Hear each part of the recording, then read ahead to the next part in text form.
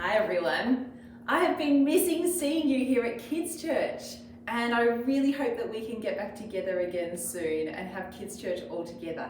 But in the meantime, I hope that you've received for your family a brown paper bag with some goodies inside.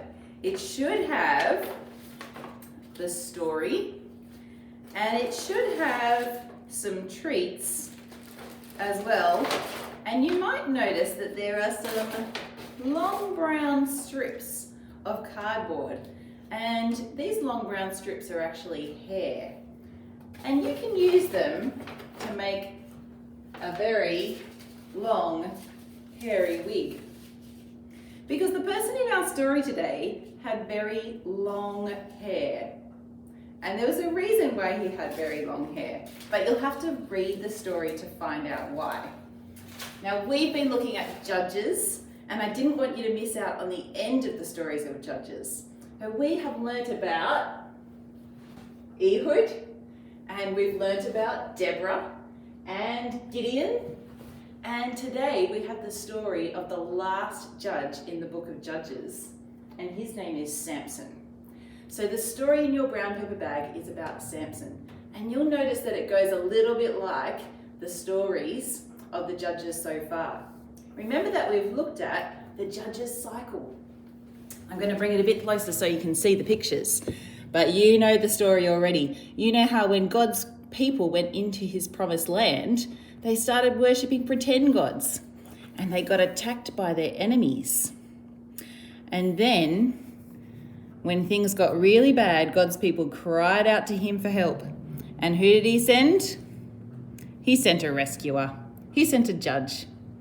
And the judge rescued God's people so that they could be happy and at rest again. But we know that as soon as the judge died, things got bad again, and people started worshipping pretend gods again. And that's exactly what happened at the beginning of the story of Samson. Well, I'm going to tell you another story. This one doesn't have Samson in it, but it helps us to think about what it might have been like to be in God's people at that time. In this story, there's a father, and he has 3 daughters. There's the eldest daughter named Sandy, the next daughter called Jessie, and the tiniest daughter called Tiny. And one day, the father said to his girls, "Girls, I'd like you to go down to the bakery and get for us a loaf of bread. And I'm going to give you a little bit of extra money to buy some treats. 1 treat each." The girls were very excited. They loved going to the bakery by themselves, and they loved treats. But the father warned them, "Sandy, you're in charge. You need to make sure everyone is safe. And Jessie and Tiny, you need to make sure you listen to Sandy and do what she says." The girls all agreed, and they soon were ready to go. Tiny loved riding her bike to the bakery, and Sandy and Jessie walked. Now, when they got to the bakery, Mrs. Muffin, the baker, helped them put a loaf of bread in the back of Tiny's wagon. And then she helped them choose some treats. I'd like a pink donut, please." "Certainly, dear." Gingerbread cookie for me?" "Of course." I think I'll have a mouse biscuit." "Certainly." They paid their money, and it was soon time to go home. But as soon as they got out of the bakery, things turned a little bit nasty. Sandy had already eaten her gingerbread cookie, and she was still feeling hungry. "I'm the biggest kid, and I'm the oldest, so I get to have a bite of your cookies." The other girls thought that was very unfair. "What? A bite of my cookie, but we only get 1 treat each." "Oh, but I want to eat all of my donut." "Too bad. I'm the biggest, and I'm the oldest, and I'm the strongest, and I'm the cleverest, so that means I get to eat more treats." The girls were very upset. When they got home, they told Dad all the things that had happened. And Jessie and Tiny said how upset they were that they didn't get to eat their whole treat. Jessie got in big trouble and she had to go to her room. I'm very disappointed in Jessie. Next time you can go to the bakery without her.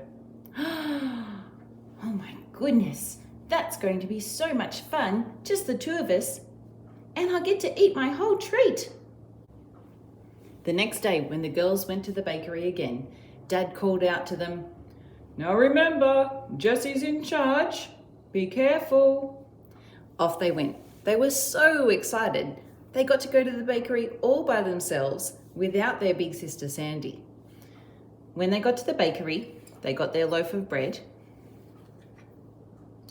and they chose their treats. This time, a chocolate donut and another mouse biscuit. And it was soon time to go home.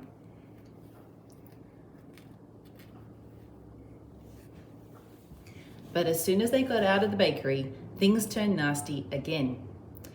Jessie had already eaten her treat, and she was still hungry. Well, Tiny, Sandy's not here, and that means I'm the oldest, and I'm the boss. And that means you have to give me some of your treat. What? Said Tiny. I can't believe it. Of course, when Tiny and Jessie got home, Jessie was in just as much trouble as Sandy had been, and she had to go to her room as well. But Tiny was still upset. And she said to her dad, "Dad, I thought things would be so much better when it was just me and Jessie was in charge. But really, it wasn't any better at all. It's only going to be better if you're in charge when we go to the bakery." Well, I wonder if that has ever happened to you. Have you been in a situation where you thought things would be better if someone different were in charge? Well, you know what? When we read the stories of the judges, sometimes we think, things would be better if someone different were in charge. Samson was very different, and he was very special.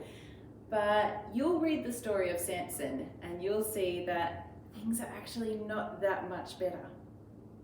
God's people needed to learn, and we need to learn too, that things are only really better when God is the one in charge. I hope you have a great week, and I hope that we can get back together at Kids Church soon. Bye.